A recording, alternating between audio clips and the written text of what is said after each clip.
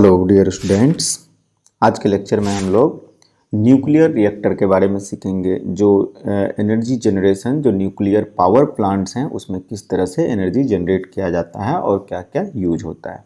ठीक है, तो शुरू करते हैं न्यूक्लियर रिएक्टर्स। देखिए, चेन रिएक्शन के बारे में पिछले लेक्चर में हम लोग देखें कि क्या होता है चेन रिएक्शन। मान लीजिए कि यूरेनियम 235, फिर से एक बार रिवाइज करते हैं क्योंकि न्यूक्लियर रिएक्टर का सबसे इंपॉर्टेंट चीज़ है ये। यूरेनियम 235 है, उसको अगर एक स्लो न्यूट्रॉन से, ठीक है, इसको थर्मल न्यूट्रॉन कहते हैं या स्लो न्यूट्रॉन कहते हैं, ये जो है ना, ये थर्मल न्यूट्रॉन या स्लो न्यूट्रॉन है, वेरी फास्ट न्यूट्रॉन नहीं है। इससे जब इसको बम्बार्ड कराते हैं तो ये क्या होता है, यूरेनियम 236 मिलकर के फिशन रिएक्शन करता है। ठीक है, और साथ में क्या करता है हमें पता है कि दो पार्ट में बट जाता है, बेरियम और क्रिप्टन हो गया, या इस तरह के और भी बहुत सारे एलिमेंट्स हैं चेन रिएक्शन में, और 3 न्यूट्रॉन देता है, 3 अलग अलग न्यूट्रॉन देता है। और लेकिन ये क्या होता है कि फास्ट न्यूट्रॉन्स होता है, तो किसी तरह से इसे स्लो न्यूट्रॉन जब तक नहीं होगा, ये न्यूट्रॉन जो बनता है इसका 2 मेगा इलेक्ट्रॉन वोल्ट पर न्यूट्रॉन एनर्जी होता है।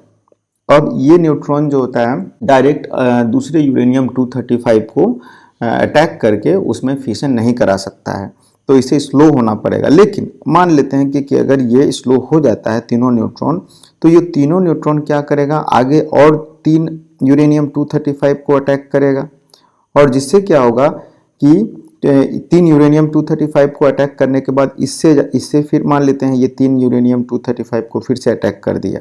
ये चेन रिएक्शन यही हम लोग देखे थे, ये अटैक किया इसको, ये अटैक किया इसको, जा जाके तो फिर यहाँ से फिर 3 न्यूट्रॉन निकल गया बेरियम के अलावा, फिशन मटेरियल के अलावा ये 3 अलग अलग निकल गया। तो ये इस तरह से होते जाएगा, 3 3 3 3 3 इस तरह होते जाएगा, और फिर आगे जा करके ये 3 3 रिजेक्ट करेगा। तो इस तरह से क्या होता है ना, ज्योमेट्रिक प्रोग्रेशन में फिशन होता है। ठीक है, पहले 1 है, उसके बाद 3 आया यहाँ पे, उसके बाद 9 आया, उसके बाद 27 आएगा, ठीक है, उसके बाद 3 टू द पावर ऑफ 4 आएगा। तो इस तरह से इसको हम लोग बोल लेते हैं चेन रिएक्शन। और चेन रिएक्शन अगर अनकंट्रोल्ड हो तो क्या होगा, अनकंट्रोल होने पे वो ब्लास्ट कर जाएगा। तो जो न्यूक्लियर फिशन एटम बम होता है उसमें यही होता है, एक बहुत ट्रिमेंडस अमाउंट ऑफ एनर्जी। हम लोगों ने क्या देखा कि एक यूरेनियम 236 के आसपास अगर 235 या 236 जो है, जो कि एक्साइटेड स्टेट में जा करके फिशन होता है, तो कितना एनर्जी देता है, 216, मान लेते हैं अप्रॉक्सीमेटली 200 मेगा इलेक्ट्रॉन वोल्ट पर न्यूक्लियस एनर्जी देता है। ये तो बहुत ह्यूज अमाउंट ऑफ एनर्जी होता है, और इतना अमाउंट ऑफ एनर्जी देने के बाद वो बम बन जाता है, क्योंकि थोड़ा सा भी मटेरियल होगा तो बम बन जाएगा। तो न्यूक्लियर रिएक्टर में ये होता है, ये रिएक्शन। अब सवाल है कि जो न्यूक्लियर रिएक्टर जो होता है उसमें कौन सा यूज करते हैं। हमारे पास जो होता है यूरेनियम, जो नेचुरल यूरेनियम है, नेचुरल यूरेनियम क्या क्या होता है, नेचुरल यूरेनियम में यूरेनियम 235 जो कि फिशनेबल मटेरियल है वो बहुत कम होता है। कितना होता है, ये होता है आपका 0.7%, नेचुरल का मतलब समझिए। और यूरेनियम 238 जो है नेचुरली पाया जाने वाला, वो बहुत ज़्यादा होता है, ये 99.3% पाया जाता है। अब ये फिशनेबल मटेरियल है, ये फिसाइल मटेरियल है, ठीक है, इससे फिशन होता है, लेकिन दूसरे वाले से फिशन नहीं होता है इजीली, जो सच्चाई है। यूरेनियम दिखता कैसा है, देखिए, तो ये आपका यूरेनियम है। ये कहाँ से निकलता है, ये यूरेनियम धरती से, खदान से एक्सकवेशन करके धरती से खोद कर निकाला जाता है। ठीक है, ये देखिए, ये यूरेनियम माइनिंग हो रहा है। ठीक है, तो यूरेनियम कहाँ से निकलता है, कैसे कैसा दिखता है, ये हो गया। और इसी का डिफरेंट प्रोसेसिंग किया जाता है, और प्रोसेसिंग करने के बाद किसी तरह से यूरेनियम 235 जो मटेरियल है इसका कंसंट्रेशन बढ़ाया जाता है। बढ़ा करके 0.7% है, तो इसको बढ़ा करके 3% के आसपास इंक्रीज करके किया जाता है, 3% के आसपास। ये भी काफ़ी है, बहुत ज़्यादा नहीं हो पाता। अच्छा, तो ये चीज़ समझ में आ गया कि 3% करने पे नंबर रिएक्शन जो है कुछ ज़्यादा होगा। दूसरी बात ये रही कि जो चेन रिएक्शन है उसको किसी न किसी तरह से अगर हम लोग कंट्रोल नहीं कर पाएँ तो फिर हम लोग उसको न्यूक्लियर रिएक्टर में यूज नहीं कर पाएंगे, क्योंकि वो तो बॉम्ब हो जाएगा। तो कोई भी जो एनर्जी है वो एनर्जी हमारे कंट्रोल में जब रहेगा तभी हम उसका यूज कर पाएंगे। तो पावर प्लांट में अगर यूरेनियम 235 और यूरेनियम 238 का मिक्सचर हमें यूज करना है, तो सबसे पहला क्वेश्चन आता है कि किस तरह से इस चेन रिएक्शन को कंट्रोल किया जाए। ठीक है, तो what is the challenge? Challenge is to control the nuclear reactions by controlling neutron, जो कि स्लो न्यूट्रॉन को कंट्रोल करना है। ठीक है, प्रॉब्लम क्या क्या है न्यूक्लियर रिएक्टर में? एक प्रॉब्लम तो ये है कि जो न्यूट्रॉन्स रिलीज हो रहे हैं वो फास्ट न्यूट्रॉन्स हैं, और जो फास्ट न्यूट्रॉन्स हैं वो यूरेनियम 235 को अटैक करके फिशन नहीं कराते हैं। तो फास्ट न्यूट्रॉन यूरेनियम 238 में एब्जॉर्ब हो जाते हैं और वो यूरेनियम 239 बन जाते हैं, और जो कि फिशन नहीं करता है। तो इसका मतलब कि जो फास्ट न्यूट्रॉन्स होता है वो गायब हो जाता है, या तो यूरेनियम 239 से अटैक करेगा, या फिर इतना फास्ट होता है कि वो कहीं और माने एस्केप हो जाएगा। तो यूरेनियम फास्ट न्यूट्रॉन्स क्या होता है कि प्रॉब्लम है, फिशन नहीं कराता है, फिशन के पर्सपेक्टिव में वो लॉस्ट हो जाता है, अब वो फिशन नहीं कराएगा। तो चैलेंज है कि ये जो इसको स्लो भी करना है, स्लो नहीं करेंगे तो फिर वो अगले में पार्टिसिपेट नहीं करेगा, और रिएक्शन है जो पावर प्लांट है तुरंत बंद हो जाएगा, क्योंकि उसमें रिएक्शन ही नहीं होगा। ठीक है, तो कंट्रोल मेजर्स क्या क्या लेना है, और अगर हमें कराना है तो चेन रिएक्शन में कंट्रोल मेजर्स क्या क्या लेना है। देखिए कंट्रोल मेजर्स है, एक नंबर है, सबसे पहला क्या है कि कंट्रोल रॉड यूज करते हैं हम लोग। कंट्रोल रॉड रिएक्शन जो भी चैम्बर अभी देखेंगे उसमें कंट्रोल रॉड क्या करता है, they absorb fast neutrons like cadmium rods use करते हैं। कैडमियम रॉड का बहुत स्पेशल प्रॉपर्टी है, वो क्या करता है, फास्ट न्यूट्रॉन्स को एब्जॉर्ब कर लेता है, दे एब्जॉर्ब फास्ट न्यूट्रॉन्स। दूसरा नंबर क्या है, एक तो ये हो गया कैडमियम कंट्रोल रॉड यूज करते हैं, दूसरा हो गया मॉडरेटर यूज करते हैं। मॉडरेटर क्या होता है, दे स्लो डाउन फास्ट न्यूट्रॉन्स, ठीक है, टू थर्मल न्यूट्रॉन्स। अब मॉडरेटर्स क्या हो गया, बहुत तरह के मॉडरेटर्स यूज होते हैं। ठीक है, जैसे कि H2O है, सबसे सिंपलेस्ट है जो एबंडेंट में वाटर है, या D2O है, हेवी वाटर जो होता है जैसे ड्यूटोरियम ऑक्साइड हो गया, और या फिर बेरिलियम भी होता है। ठीक है, या फिर ये क्या होता है, कार्बन भी यूज होता है। तो ये सब मॉडरेटर के रूप में यूज होता है। ठीक है, यूज होता है। जैसे कि अगर बार्क में देखा जाए, इंडिया में, इन इंडिया बार्क जो है ना, bark BRC Bhabha atomic research centre, bark में हम लोग अप्सरा नाम का एक रिएक्टर है, अप्सरा, जिसमें कि H2O मॉडरेटर के रूप में यूज हो रहा है, H2O एज मॉडरेटर। ठीक है, ये जस्ट जनरल नॉलेज के लिए बता रहे हैं। ठीक है, तो ये आपको समझ में आ गया, दो इंपॉर्टेंट चीजें हो गई, एक कंट्रोल रॉड और एक मॉडरेटर। ये यूज करते हैं फास्ट न्यूट्रॉन को स्लो न्यूट्रॉन में कन्वर्ट करने के लिए। क्यों? क्योंकि अगर स्लो न्यूट्रॉन नहीं जनरेट कर पाए तो फिशन रिएक्शन हमारा स्टॉप हो जाएगा, क्योंकि जितने भी फास्ट न्यूट्रॉन्स हैं वो यूरेनियम 238 में एब्जॉर्ब हो जाएंगे या एस्केप हो जाएंगे और रिएक्शन स्टॉप हो जाएगा। तो स्टॉप नहीं हो उसके लिए अब इन दोनों का, ये कंट्रोल रॉड्स और फास्ट मॉडरेटर्स मिल करके एक ऐसा कॉम्बिनेशन बनाते हैं कि एक कांस्टेंट रेट से हमारा रिएक्शन, फिशन रिएक्शन चलता रहे, तो जिससे कि एनर्जी बनते रहे। ठीक है, वो जो 200 मेगा इलेक्ट्रॉन वोल्ट पर फिशन एनर्जी निकल रहा है वो बनता रहे। तो पावर प्लांट को थोड़ा सा नजदीक से देखते हैं। ठीक है, कैसा दिखता है न्यूक्लियर रिएक्टर। तो एक स्कीमेटिक डायग्राम इसका हम लोग देखते हैं। ठीक है, schematic diagram, schematic power plant का वैसे तो बहुत कॉम्प्लेक्स होता है, लेकिन स्कीमेटिक देखते हैं। स्कीमेटिक डायग्राम को अगर ध्यान से देखिए तो क्या क्या दिखाया गया है, मैं एक एक करके आपको बता रहा हूँ। ये जो है इसे हम लोग कहते हैं कोर। ठीक है, ये कोर कहलाता है। तो न्यूक्लियर का कोर क्या हो गया समझ में आ रहा है। देखिए ये आपका कोर है। कोर के अंदर में क्या क्या है देखिए, एक एक करके देखते हैं। सबसे पहले ये जो ब्राउन कलर में है ये आपका है यूरेनियम रॉड, मतलब जो मेन मटेरियल है हमारा वो यही है। ठीक है, यूरेनियम को हाई कंसंट्रेशन में प्रोसेस करा करके रॉड होता है। इस रॉड में जो यूरेनियम 235 का एलिमेंट कंसंट्रेशन बढ़ाया गया है। जो नेचुरल स्टेट में यूरेनियम पाया जाता है, जो रॉक होता है, वो यहाँ पर डालने से ज़्यादा फायदा नहीं होगा, तो उसको प्रोसेसिंग करके यूरेनियम रॉड बनाया जाता है, रॉड को यूज किया जाता है। ये सब जितने भी 3 यूरेनियम रॉड दिखाए गए हैं, और ये ऊपर से जो लटक रहा है ना, ये कंट्रोल रॉड है। ठीक है, अब ये कंट्रोल रॉड क्या करता है, जो फास्ट न्यूट्रॉन्स है उसको एब्जॉर्ब करता है। ठीक है, जो कैडमियम रॉड की हमने बात की थी। और उसके बाद ये जो दिख रहा है आपको पानी की तरह, ये मॉडरेटर्स हैं। क्यों? ये क्या करेंगे, जो फास्ट न्यूट्रॉन्स निकलेंगे इस यूरेनियम रॉड से, उसको ये क्या करेंगे, स्लो डाउन करते हैं। क्या होता है कि जो फास्ट न्यूट्रॉन्स हैं इन मॉडरेटर्स के मॉलिक्यूल से, एटम से जब टकराते हैं तो उनका स्पीड कमता है। यही इनका काम है, चाहे वो कार्बन हो सकता है, बेरिलियम हो सकता है, वाटर हो सकता है, हेवी वाटर हो सकता है, ये मॉडरेटर है। और उसके बाद क्या है, कंट्रोल रॉड हो गया, मॉडरेटर हो गया, ये 3 बहुत इंपॉर्टेंट चीजें हो गई। ठीक है, अब ये एक टाइप का कूलेंट होता है। ठीक है, ये जो दिखा रहे हैं ना, ये और ये पंप है, मान लीजिए पंप। अब क्या है, कूलेंट है, ये कूलेंट।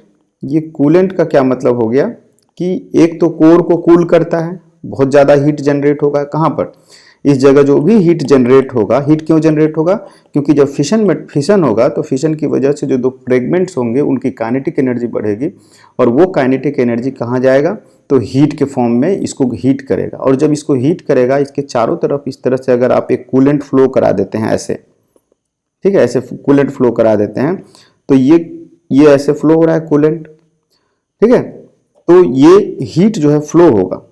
और ये कूलेंट जो है, कूलेंट का मतलब पानी भी हो सकता है, एक प्रॉपर कूलेंट लिया जाता है जो कि इसके अकॉर्डिंग सुटेबल हो, और इसमें पानी फ्लो हो रहा है इसके अंदर में, ये हीट एक्सचेंजर है, ठीक है, नहीं बताया जाता है, उतना जरूरी नहीं है, इंजीनियरिंग में हम लोग पढ़ते हैं। ये हीट एक्सचेंजर है, जो इधर से ठंडा आता है, इधर से गर्म होकर के ऐसे गर्म जा रहा है, ठीक है, क्योंकि इसके अंदर भी सारा हीट इससे एब्जॉर्ब कर लिया, करने के बाद इधर से गया और फिर पानी को इसमें फ्लो करा दिया जाता है अपोजिट डायरेक्शन में। तो पानी क्या करता है, इसके हीट को ले करके खुद स्टीम बन जाता है, और स्टीम बनने के बाद ये स्टीम टरबाइन पर गिरेगा। ये टरबाइन है, समझे ना, ये वाटर स्टीम मान लेते हैं, ये स्टीम है और ये टरबाइन है। ये पावर प्लांट बता रहे हैं, टरबाइन है और ये वाटर है आपका, इधर वाटर गया, जाने के बाद स्टीम बन के टरबाइन पर गिरा, और टरबाइन को क्या करता है, घुमा देता है। टरबाइन को घुमाने से क्या होता है, ये जनरेटर है, पावर जनरेशन मिल जाएगा हम लोगों को, ठीक है। और ये तो एक अलग हीट एक्सचेंजर है, क्या करता है, स्टीम को कंडेंस कर देता है, इसको कंडेंसर बोल सकते हैं, ठीक है, कंडेंसर बोल सकते हैं। तो ये जो है ना पावर प्लांट के अंदर में होता है। तो ये प्रोसेस को मत देखिए, ये प्रोसेस सारा पावर प्लांट में एक ही होता है। किसी तरह से हमें क्या करना था, यहाँ पर न्यूक्लियर रिएक्शंस की वजह से हीट जनरेट करते हैं, और फिर उसको पानी को स्टीम बना करके टरबाइन पर गिराते हैं और हमें पावर मिलता है। जो कोयला का पावर प्लांट होता है उसमें यहाँ पर एक क्या होता है, फर्नेस होता है, यहाँ पर कोयला से हीट किया जाता है और कुछ नहीं, और उस हीट को चारों तरफ यही पानी से स्टीम बनाया जाता है। प्रोसेस सेम, केवल ये अलग हो गया। ये जो पार्ट है ना, ये न्यूक्लियर पावर प्लांट में न्यूक्लियर रिएक्शन हो गया। अगर कोयला होता तो यहाँ पर ये होता फर्नेस होता, जो कोयला जिसमें कि एकदम जल रहा है और उसके चारों तरफ से पानी को फ्लो करा करके स्टीम बना दिया जाता है।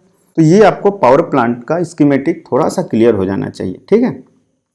अच्छा, दूसरी बात एक क्या रही कि जो रिएक्शन होता है उसके अंदर हमने कहा कि ऑन एन एवरेज 2.45 या 2.5 न्यूट्रॉन रिलीज होता है ऑन एन एवरेज, और एक से ज़्यादा अगर न्यूट्रॉन रिलीज हुआ पर फिशन, तो जितने नंबर ऑफ फिशंस हो रहे हैं ना वो अनकंट्रोल हो जाएंगे, वो बढ़ते जाएंगे, फिशन रेट इनका बहुत ज़्यादा हो जाएगा। तो ये जो है ना, इसको हम लोग किसी तरह से ऐसे कंट्रोल करना है, मतलब मॉडरेटर और कंट्रोल रॉड का अरेंजमेंट, उनके बीच का डिस्टेंस, जिससे कि जो न्यूट्रॉन फास्ट निकल रहे हैं वो इतने नंबर ऑफ कोलिशंस वगैरह हो करके, थोड़ा सा हायर मैथमेटिक्स है, उतना अंदर में हमें नहीं जाना है। होता क्या है कि मान लीजिए कि रिएक्शन अनकंट्रोल्ड हो रहा है, ज़्यादा हो रहा है रिएक्शन, तो कंट्रोल रॉड की सहायता से इसको अंदर में डाल दिया जाता है, जिससे वो एब्जॉर्ब हो जाएगा। हटा लीजिए तो फिर रिएक्शन बहुत तेज होने लगेगा, फिर रिएक्शन क्या चेन रिएक्शन की तरफ बढ़ने लगेगा। तो यहाँ से कंट्रोल करते हैं हम लोग। और मॉडरेटर का कंसंट्रेशन जो है, मॉडरेटर जो है वो भी एक बहुत बड़ा फैक्टर होता है, समझ गए। तो एक होता है मल्टीप्लिकेशन फैक्टर। वो क्या होता है मल्टीप्लिकेशन फैक्टर, वो ये बताता है कि मल्टीप्लिकेशन फैक्टर अगर इफ k ग्रेटर देन 1 हो गया, इसका मतलब कि एक से ज्यादा न्यूट्रॉन पर फिशन रिलीज हो रहा है, तो वो क्या होगा, रिएक्शन फास्ट हो जाएगा, ठीक है। More then 1 neutron per fission, more than 1 slow neutron बोल लीजिए, ठीक है। और अगर k लेस देन 1 हो गया तो less than 1 neutron per fission. इसका क्या सिग्निफिकेंस है जो बता रहे हैं, इसका सिग्निफिकेंस ये है कि अगर आपका k जो है लेस देन 1 हो गया तो फिशन क्या हो जाएगा, बंद हो जाएगा कुछ समय बाद, क्योंकि हर समय घट रहा है, उसको मिल नहीं रहा है सफिशिएंट न्यूक्लियस को अटैक करने के लिए यूरेनियम 235 को, तो वो बंद हो जाएगा। और मोर देन 1 होने से क्या होगा, रिएक्शन का रेट बढ़ते जाएगा और वो एक्सप्लोजन की तरफ जा सकता है। तो हमारा बेस्ट प्रैक्टिस क्या होता है कि k को 1 किया जाए, 1 रखा जाए हमेशा। बढ़ गया तो किनकी मदद से, कंट्रोल रॉड्स की मदद से। क्लियर हो गया ये, तो अब कोई कंफ्यूजन नहीं रहेगा न्यूक्लियर पावर प्लांट को लेकर के। एक और डिस्कस करते हैं, वो होता है ब्रीडर रिएक्टर। ब्रीडर रिएक्टर क्या होता है देख लेते हैं। जैसे मान लीजिए यूरेनियम 92 238 जो है, हमने कहा कि फिशनेबल नहीं होता है, लेकिन इसको अगर आप न्यूट्रॉन से फास्ट न्यूट्रॉन से ये रिएक्ट करता है, रिएक्ट करने के बाद यूरेनियम 239 बनाता है, राइट है, यूरेनियम 239 जो कि फिशनेबल नहीं है, लेकिन यूरेनियम 239 बीटा डिके करके, एक बीटा डिके करके ये बनाता है आपका नेप्टूनियम 93 239, ठीक है, और ये फिर ये बीटा डिके करता है, फिर ये बीटा डिके करके ये 94 बनाएगा प्लूटोनियम 94 239, ठीक है, और ये जो होता है ये फिसाइल होता है, फिर ये मतलब फिशन करेगा। तो मतलब कि यहाँ पे देखिए ये न्यूट्रॉन से एब्जॉर्ब करके फिशन नहीं किया, लेकिन आफ्टर 2 बीटा डिके जो प्लूटोनियम बना है ये फिसाइल मटेरियल हो गया। इसमें सबसे ज़्यादा अच्छी बात क्या है कि हमारे पास यूरेनियम 238 का काफ़ी भंडार है, क्योंकि नेचुरल स्टेट में 99% जो यूरेनियम पाया गया उसमें यूरेनियम 238 है, और जो हम लोग न्यूक्लियर रिएक्टर में यूज कर रहे हैं उसमें भी काफ़ी ज़्यादा यूरेनियम 238, इसका मतलब कि उसमें ऑलरेडी ये रिएक्शन हो रहा है, ठीक है। अगर बीटा डिके हो रहा है तो वो फिसाइल मटेरियल बहुत ज़्यादा हमारा बन रहा है, फास्ट न्यूट्रॉन इससे रिएक्ट करके बना रहा है। So out of 2.5 neutron per fission, बोले ना 2.5 neutron fast neutron per fission निकल रहा है, लिखते हैं यहाँ पर if out of 2.5 neutrons per fission in uranium 235 लिखते हैं, ठीक है, more than one is absorbed by uranium 238, then we produce more fuel than what we consume and such reactor is called breeder reactor, ठीक है। क्या कहा, फिर से इसको समझते हैं। ये फास्ट न्यूट्रॉन जो है यूरेनियम 238 एब्जॉर्ब करके प्लूटोनियम बना रहा है। अब बोल रहा है कि जितने भी 2.5 न्यूट्रॉन्स पर फिशन निकल रहे हैं उसमें से मान लेते हैं कि एक न्यूट्रॉन जो है अगले 235 को अटैक करा करके K = 1 दे करके रिएक्शन स्टेडी स्टेट में चल रहा है, ठीक है, और उसके बाद मतलब चेन रिएक्शन नहीं होने दे रहा है, ठीक है, एक न्यूट्रॉन निकल रहा है वो फिर आगे 235 को अटैक करता है, 236 बनाता है और फिर फिशन रिएक्शन हो रहा है। लेकिन एक न्यूट्रॉन 231 से ज़्यादा न्यूट्रॉन, मतलब 1.5 न्यूट्रॉन जो बचा है, फ्रैक्शन में नहीं समझना है इसे, ऐसे समझना है बहुत सारे न्यूट्रॉन्स हैं, millions and billions of neutrons हैं, तो 1.5 टाइम्स न्यूट्रॉन्स या मोर देन 1 न्यूट्रॉन्स अगर यूरेनियम 238 के द्वारा एब्जॉर्ब हो जा रहा है तो क्या हो रहा है यहाँ पर, ये जो फ्यूल है यूरेनियम 239 प्लूटोनियम, जिससे कि फिर हम फिशन करा सकते हैं और एनर्जी रिलीज करा सकते हैं, ये ज़्यादा बन रहा है। इसका मतलब एक यूरेनियम 235 हम यूज कर रहे हैं पावर जनरेशन के लिए, लेकिन एक से ज़्यादा प्लूटोनियम बना दे रहे हैं जो कि अगला फ्यूल का काम कर रहा है। तो ऐसे रिएक्शन को हम लोग बोलते हैं ब्रीडर रिएक्टर। ऐसा जो रिएक्टर है उसे हम लोग बोलेंगे ब्रीडर रिएक्टर, ठीक है। तो ये क्लियर हो गया कि जो न्यूक्लियर रिएक्टर्स जो पावर प्लांट्स हैं वो किस तरह से काम करते हैं, उसमें कौन सा रिएक्शन होता है, किस तरह से क्या क्या कंट्रोल मेजर्स हैं जो हमें करने होते हैं, ठीक है। अगले लेक्चर में हम लोग फ्यूज़न के बारे में पढ़ेंगे, न्यूक्लियर फ्यूज़न के बारे में, जो कि बहुत ही इंटरेस्टिंग इसलिए है क्योंकि अगला फ्यूचर जो है आने वाला 50 या 100 साल में वो फिशन नहीं बल्कि हमारे प्लैनेट पे जो फ्यूज़न जो है वो फ्यूचर है। फ्यूज़न में बहुत ज़्यादा जो सन वगैरह है उसमें फ्यूज़न ही होता है। Okay, thank you.